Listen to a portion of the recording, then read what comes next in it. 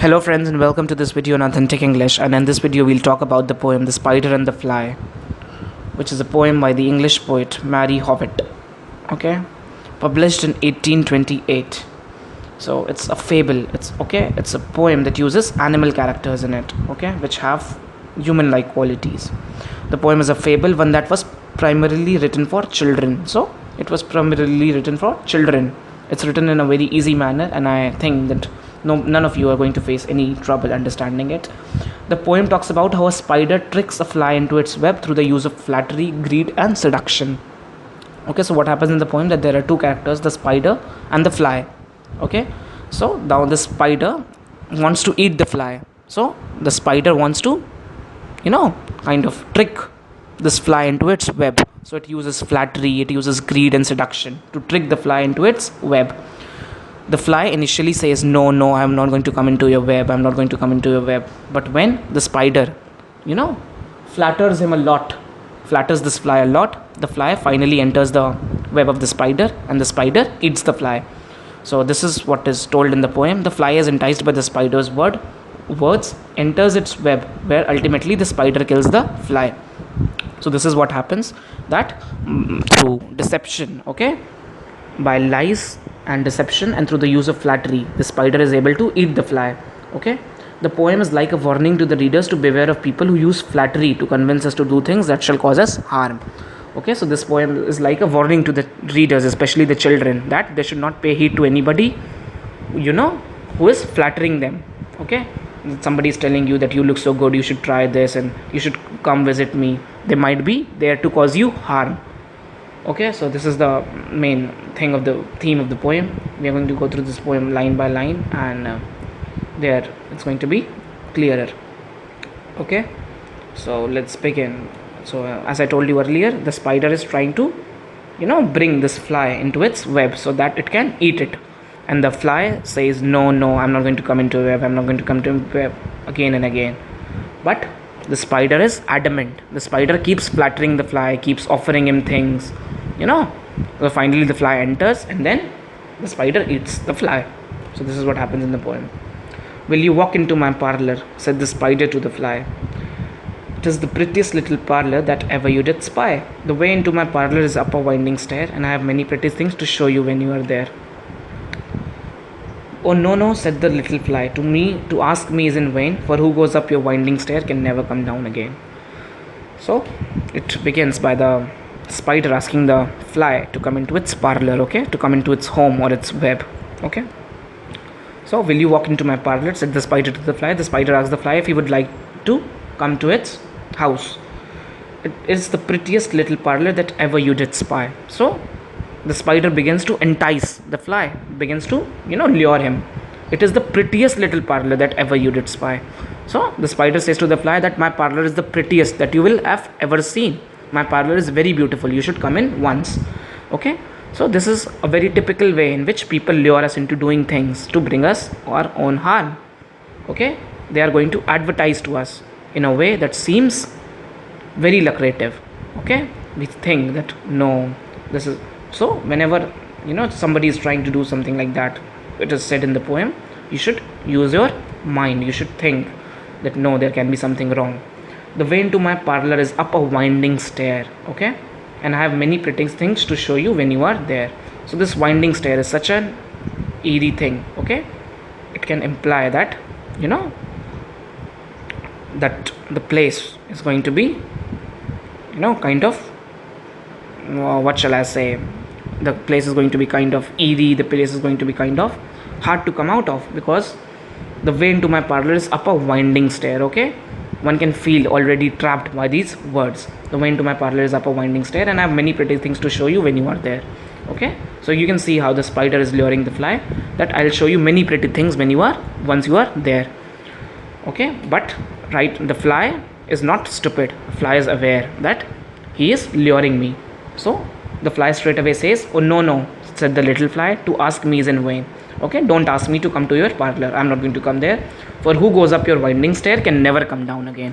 Okay, so the fly says, no, I'm not going to come to your parlor, because he knows that earlier also this spider might have hunted down many flies by his words. He knows that once he is into his parlor, he is not going to come out successfully. Now the spider doesn't give up. I'm sure you must be weary, dear, with soaring up so high. Will you rest upon my little bed? Said the spider to the fly. There are pretty curtains drawn around. The sheets are fine and thin, and if you like to rest a while, I'll snugly tuck you in. Oh no, no, said the little fly, for I've often heard it said, they never, never wake again who sleep upon your bed.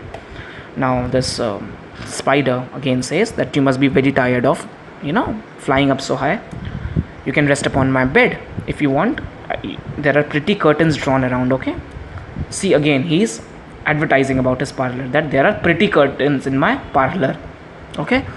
It should be clear to us that why would somebody call someone so much in spite of so many refusals, okay? It has to occur to your mind that it's definitely of the advantage to the person who is persuading, okay? It's definitely of some advantage to the fly or to the spider, because he's persuading the fly so much.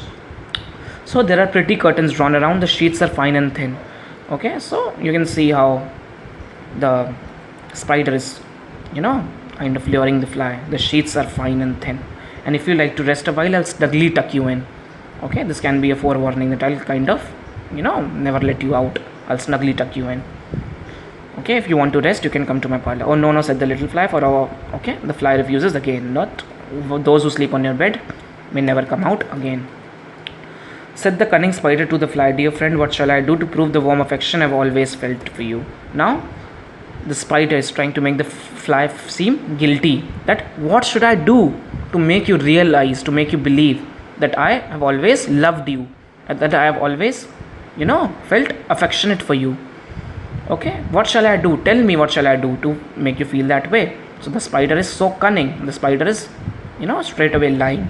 I have within my pantry good store of all that's nice. I'm sure you're welcome. Will you please to take a slice? So I have a lot of food in my parlor.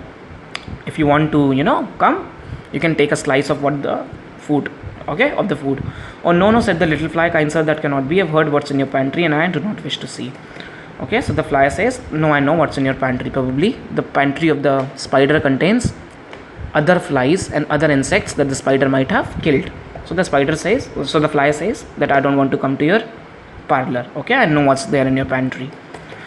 Okay, so you can see the spider is not giving up.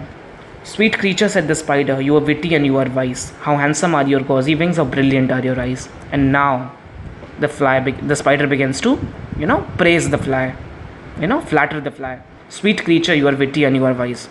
Tells the fly that you are wise. Okay, the fly knows that he is wise since he is able to refuse the spider. And now when the spider himself is saying that, the fly feels very flattered. How handsome are your gauzy wings, how brilliant are your eyes.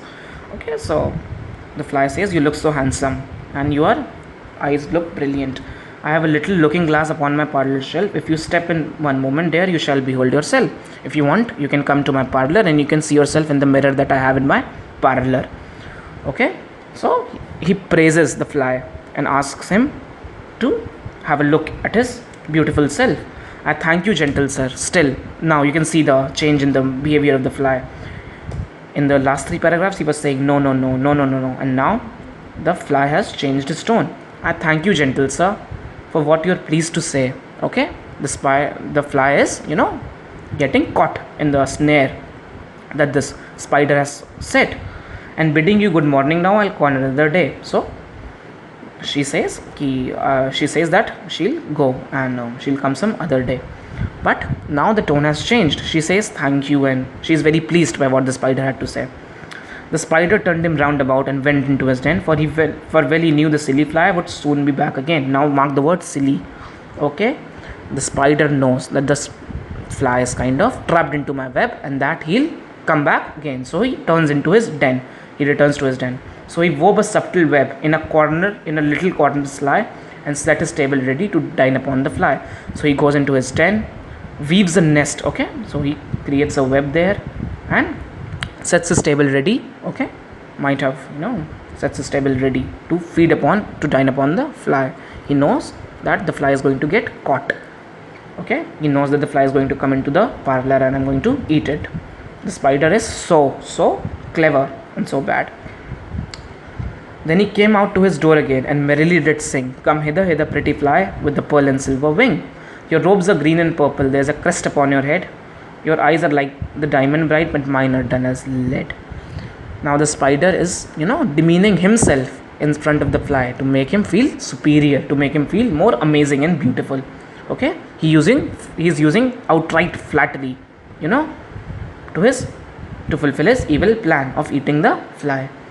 Come hither, hither, pretty fly with the pearl and silver wing. So he's just giving a description of the fly, that he is, silver and pearly in color. Your robes are green and purple. So his wings are green and purple in color. There's a crest upon your head. Okay, so his antenna is the crest, like the crown on his head. Your eyes are like the diamond bright, and your eyes are bright like the diamond, but mine are dull as lead. But mine eyes are not bright at all. So this is what the spider has to say. Alas, alas, how very soon this silly little fly, hearing his willy flattering words, came slowly flitting by. Okay, so the fly is finally caught in the trap. The fly enters the den, enters the parlor of the spider. With buzzing wings she hung aloft, then nearer and nearer drew, thinking only of her brilliant eyes and green and purple hue. Thinking only of a crested head, poor foolish thing, at last up jumped the cunning spider and fiercely held her fast. He dragged her up his winding stair and into his dismal den, within his little parlor, but she never came out again. So the fly came nearer and nearer the parlor of the spider. Okay, the fly advanced towards the spider's den, thinking only of how beautiful he looked. He was only thinking about himself. Okay, he was very flattered. He was not thinking about the danger that he was in, only thinking about how good I look. I must take a look at myself. Now what happened when he entered the den? The spider jumped upon the cunning spider. The spider jumped upon the fly and killed him. He dragged her up his winding stair into his dismal den, within his little parlor, but she never came out again. So the fly was killed. Okay. And now, dear little children, who may the story read, to idle, silly, flattering words, a play you never get heed. Now the tone of the poem changes. Okay. Instead of telling the story, the author directly addresses us and tells us that we should never pay heed to people who are flattering us. Okay, because many a times it might be to their own advantage that they are flattering us and to bring us our own harm. Unto an evil counselor close heart and ear and eye. Okay, so don't pay heed to anybody whom you think is not right, and take a lesson from this tale of the spider and the fly. Okay, and we must be skeptical about the intentions of such people, and we should take a lesson from the tale of the spider and the fly. So this was the poem by Mary Howitt. I hope you liked it, and if you have any questions you can ask in the comment sections below. Also, if not subscribed to the channel, you can do that right now. Thank you and bye bye.